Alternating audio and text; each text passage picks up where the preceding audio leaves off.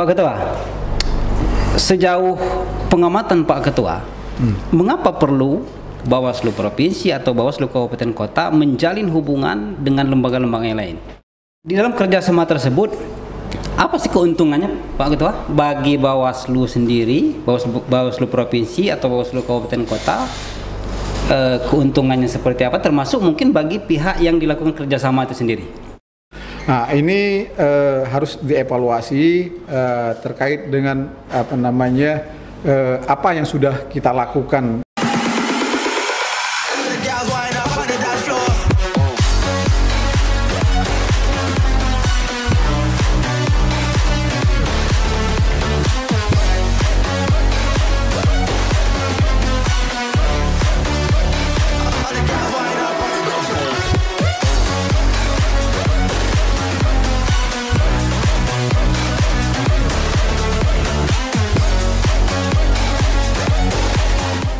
Assalamualaikum warahmatullahi wabarakatuh. Halo sahabat Bawaslu dimanapun berada. Alhamdulillah pada siang hari ini menjelang sore saya kedatangan seorang tamu yang tentunya bukan sembarang tamu. Beliau adalah pimpinan tertinggi di Bawaslu Provinsi Kepulauan Bangka Belitung. Tepatnya beliau adalah Bapak Edi Irawan SAG MH. Assalamualaikum Pak Edi. Waalaikumsalam warahmatullahi wabarakatuh. Mohon izin sahabat Bawaslu, kami coba untuk buka masker karena memang menurut prokes ini sudah sesuai ya. Dan sudah kalau Pak Edi-nya sudah di swab antigen Pak ya? Sudah. Alhamdulillah. Baik sahabat Bawaslu, Pak Edi, Pak Ketua. Sehat Pak Ketua? Alhamdulillah sehat. Alhamdulillah. Jadi, sehat. Boleh buka ya? Boleh. Silakan Pak Ketua. Baik. Sahabat Bawaslu, siang hari ini saya coba untuk berbincang-bincang sedikit dengan Ketua Bawaslu Provinsi Kepulauan Bangka Belitung. Beliau sebetulnya di divisi sumber daya manusia dan data dan organisasi. Ya, sumber daya manusia dan organisasi. Tetapi Pak Edi, karena Pak Edi adalah seorang ketua, mau tidak mau kalau yang namanya ketua tuh harus tahu semuanya semuanya, segala hal yang ada di lingkup Bawaslu Provinsi Kepulauan Bangka Belitung sampai dengan Bawaslu Kabupaten Kota. Kita tidak berbicara mengenai SDM, kita juga tidak berbicara mengenai organisasi yang ada di Bawaslu Provinsi ataupun Bawaslu Kabupaten, tetapi kita berbicara mengenai hubungan antar lembaga ini Pak Ketua. Ya. Baik Pak Ketua, sejauh pengamatan Pak Ketua, mengapa perlu Bawaslu Provinsi atau Bawaslu Kabupaten Kota menjalin hubungan dengan lembaga-lembaga yang lain? Ya, karena itu salah satunya merupakan amanah dari Undang-Undang 7 tahun 2017, di mana Bawaslu ya harus dalam hal ini sebagai penyelenggara pemilu harus melibatkan masyarakat semuanya ya. Masyarakat itu dalam artian ya secara luas, baik itu masyarakat secara umum maupun lembaga yang ada di masyarakat itu sendiri. Untuk berpartisipasi dalam mengikuti pelaksanaan pengawasan partisipatif. Artinya dalam hal ini seperti itu. Baik Pak Ketua. Tadi dikatakan masyarakat secara umum, artinya bisa kelompok masyarakat, organisasi masyarakat, ataupun bisa dengan organisasi pemerintah. Ya, bisa. Di dalam kerjasama tersebut, apa sih keuntungannya Pak Ketua bagi Bawaslu sendiri, Bawaslu Provinsi atau Bawaslu Kabupaten Kota? Keuntungannya seperti apa, termasuk mungkin bagi pihak yang dilakukan kerjasama itu sendiri? Ya. Undang-Undang 7 mengamanahkan kepada penyelenggara pemilu, salah satunya adalah Bawaslu. Artinya dalam hal ini untuk menyelenggarakan pengawasan di dalam kegiatan tahapan pemilu maupun pemilihan kepala daerah. Terus tanggung jawab terhadap penyelenggaraan pemilu itu ya kalau menurut undang-undang itu adalah merupakan tanggung jawabnya dari penyelenggara ya, KPU, Bawaslu, terus unsur apa namanya dalam hal ini yang ada di dalam undang-undang itu sendiri, DKPP kan seperti itu. Tetapi tanggung jawab dalam hal kepemiluan ataupun mensukseskan pemilihan kepala daerah itu tidak serta-merta sepenuhnya oleh penyelenggara pemilu, tetapi masyarakat secara luas, secara umum itu juga ikut bertanggung jawab dan wajib berpartisipasi atas terselenggaranya pemilihan umum maupun pemilihan kepala daerah, wakil kepala daerah secara langsung, yang langsung, umum, bebas, rahasia, jujur dan adil. Baik, luar biasa, sahabat Bawaslu, apa yang beliau sampaikan walaupun sepintas beliau sampaikan, tetapi kita dapat menangkap maknanya yang kalau kita cermati, kita pahami, kita maknai, tentu menjadi hal yang luar biasa tentunya bagi keberlangsungan sebuah demokrasi di sebuah provinsi atau mungkin di sebuah kabupaten kota. Nah, Pak Ketua, tadi kerjasamanya dalam bentuk MOU, Pak Ketua, ya? Bisa saja dilakukan seperti itu. Bisa saja. Ya, bisa kita lakukan, misalnya kerjasama itu dengan melakukan MOU kepada lembaga-lembaga ataupun komunitas-komunitas yang ada di masyarakat. Baik itu lembaga pemerintah maupun ya dalam hal ini lembaga-lembaga formal maupun lembaga-lembaga yang non formal, atau artinya lembaga non formal ini lembaga yang ada di tengah-tengah masyarakat seperti ya perkumpulan-perkumpulan masyarakat, organisasi masyarakat. Ya, organisasi yang ada di masyarakat lah. Artinya yang kita ajak mereka untuk berpartisipasi dalam rangka untuk menyukseskan penyelenggaraan pemilihan umum. Bagi Bawaslu tentunya kalau bicara masalah ya keuntungan, ya sebenarnya bukan secara keuntungan, kita juga secara tugas pelaksanaan mungkin ini akan sedikit terbantu, ya. Bukan sedikit terbantu, akan sangat terbantu sekali. Misalnya ketika ada lembaga-lembaga formal maupun non formal yang ikut membantu Bawaslu mengawasi jalannya pesta demokrasi rakyat tersebut. Gitu. Mantap, luar biasa, sahabat Bawaslu. Kita akan tanyakan sesuatu yang sulit untuk dijawab oleh Ketua Bawaslu Provinsi Kepulauan Bangka Belitung. Kalau biar sulit tidak bisa pulang nanti. Ya, tidak bisa pulang nanti. Selalu terpikir dengan pertanyaan tersebut. Pak Ketua, pertanyaannya pemirsa. Pak Ketua, tadi dikatakan MOU dengan beberapa katakanlah organisasi masyarakat ataupun dengan perangkat daerah yang ada di satu kabupaten atau satu provinsi. Tolak ukur keberhasilan itu sendiri seperti apa, Pak Ketua?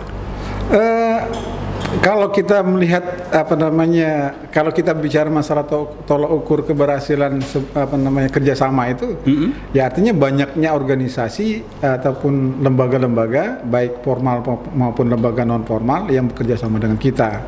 Terus keberhasilan yang selanjutnya artinya tercapainya partisipasi masyarakat. Partisipasi masyarakat dalam ikut menyukseskan penyelenggaraan pemilu dan pemilihan. Ya itu ukuran yang tidak bisa kita yang bisa menjadi patokan ya bagi kita keberhasilan dalam kita menjalin sebuah kerjasama itu. Seperti itu. Jadi partisipasi masyarakat dalam rangka menjamin sebuah pelaksanaan baik itu pemilu ataupun pemilihan agar supaya lebih berkualitas. Ya, begitu, tentunya harapan kita kan dalam keterlibatan masyarakat dalam pengawasan penyelenggaraan pemilihan itu kan, artinya kita ingin mendapatkan hasil dalam sebuah penyelenggaraan pemilihan umum maupun pemilihan kepala daerah itu biar lebih berkualitas. Ya, berkualitas baik secara prosedur maupun hasil.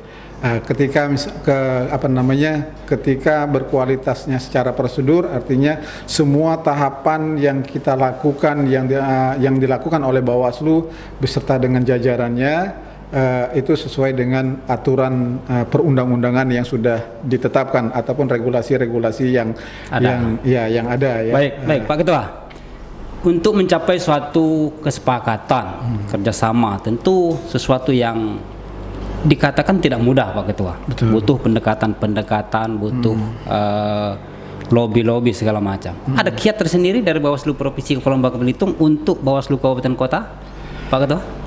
Yang pertama ya, yang harus kita lakukan adalah pendekatan ya, pendekatan kepada lembaga yang ingin kita ajak kerjasama, ya.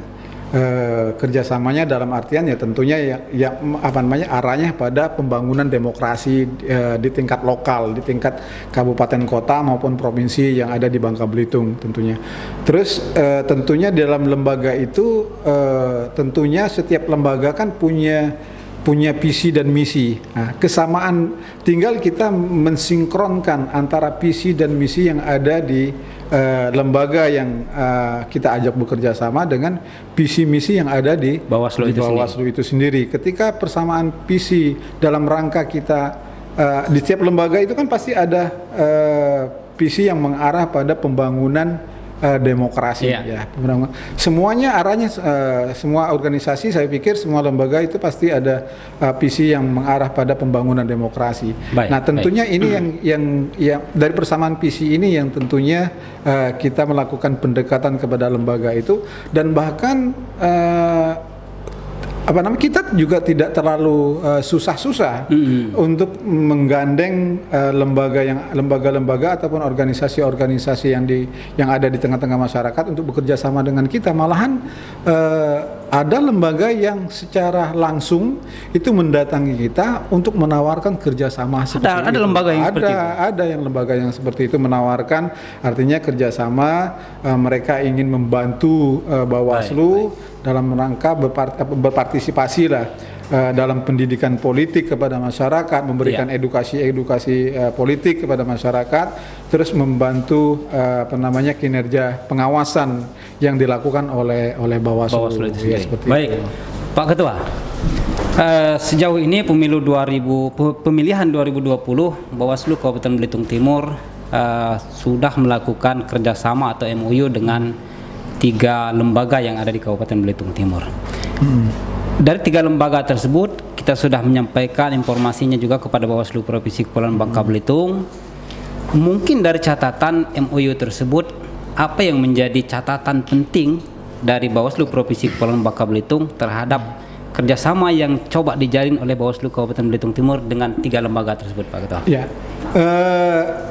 catatan kita ya terkait dengan kerjasama yang sudah dilakukan oleh Bawaslu Belitung Timur, tentunya ini berkaitan, sebenarnya ini harus dievaluasi ya. Teman-teman Bawaslu Belitung Timur harus mengevaluasi terkait dengan berjalan secara maksimalkah MOU yang sudah kita lakukan pada periode pemilu yang kemarin di 2019 maupun Pilkada 2020 yang lalu. Nah ini harus dievaluasi terkait dengan apa yang sudah kita lakukan terkait dengan MOU itu. Terus yang kedua, tentunya MOU kita kemarin kita kan mungkin fokusnya pada kerjasama pengawasan partisipatif. Ya. Karena kita ada di tahapan penyelenggaraan pemilu dan pemilihan kepala daerah. Nah, tapi di 2021 saya pikir kita tidak belum ada kerja yang menyangkut tahapan penyelenggaraan pemilu dan pemilihan. Dan itu dimungkinkan akan kita lakukan di 2000 memasuki tahun 2022 atau di 2023 dalam rangka kita menyongsong pemilu legislatif dan presiden di 2024 dan pilkada serentak di 2024 kan itu. Dan momen itu masih lumayan agak jauh ya. Nah, di 2001 mungkin hasil evaluasi yang kita lakukan pada pemilu dan pilkada yang lalu, artinya kita sinkronkan pada kegiatan kerja kita yang tidak belum ada tahapan penyelenggaraan pemilu dengan tugas-tugas Bawaslu yang lainnya.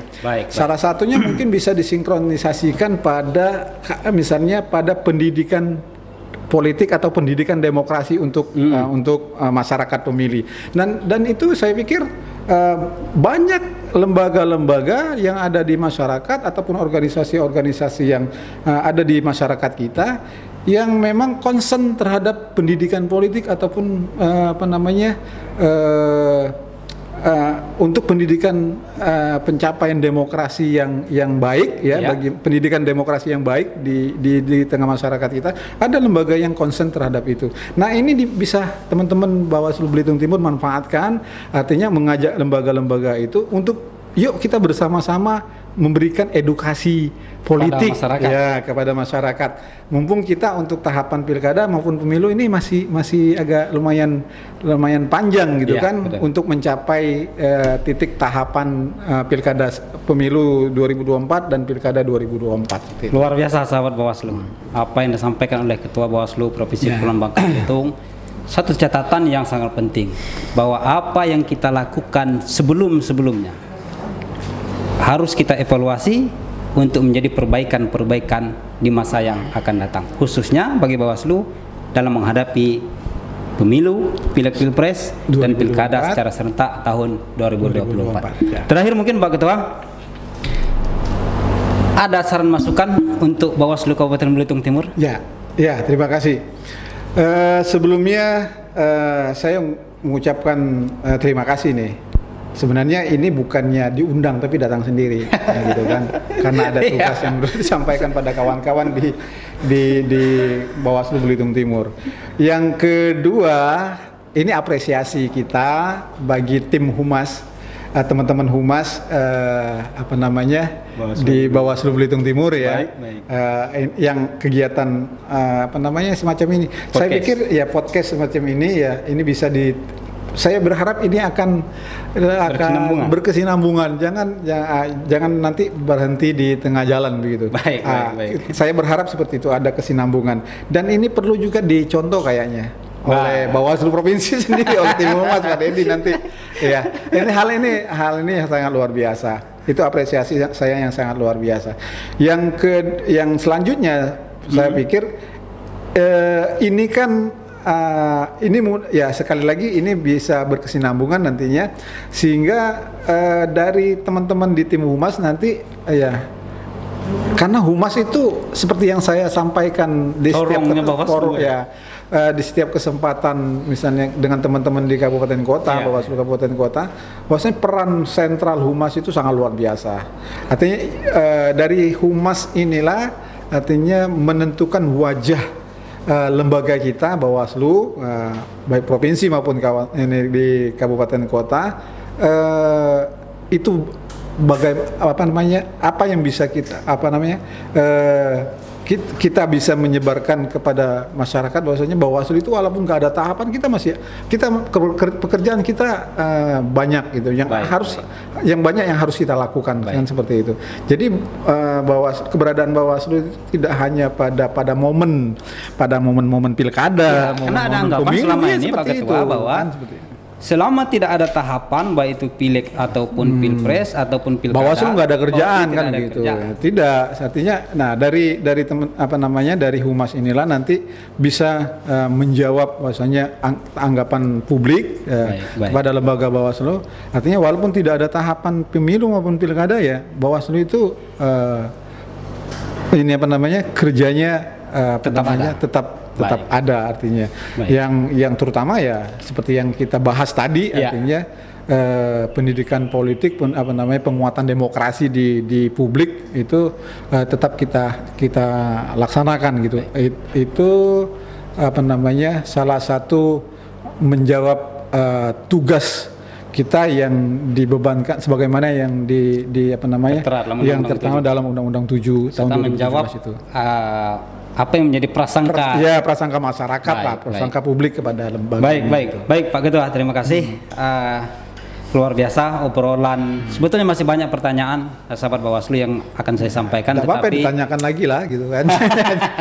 Nanti mengingat jangan dipendam. di sela-sela kesibukan beliau masih sempat untuk meluangkan waktunya untuk dalam rangka pelaksanaan podcast ini. Kami berterima kasih Pak Ketua. Semoga kita semua selalu diberikan kesehatan. Amin, amin. Sehingga tugas-tugas kita ke depan akan menjadi lebih baik lagi dan Bawaslu tentunya akan lebih dipercaya oleh masyarakat lagi. Terima kasih sekali lagi Pak Ketua dan sahabat Bawaslu. Jangan pernah meninggalkan channel yang luar biasa ini. Channelnya Bawaslu Kabupaten Belitung Timur, tentu dengan ini podcast pengawasan pemilu Bawaslu Kabupaten Belitung Timur. Assalamualaikum warahmatullahi wabarakatuh. Sampai ketemu.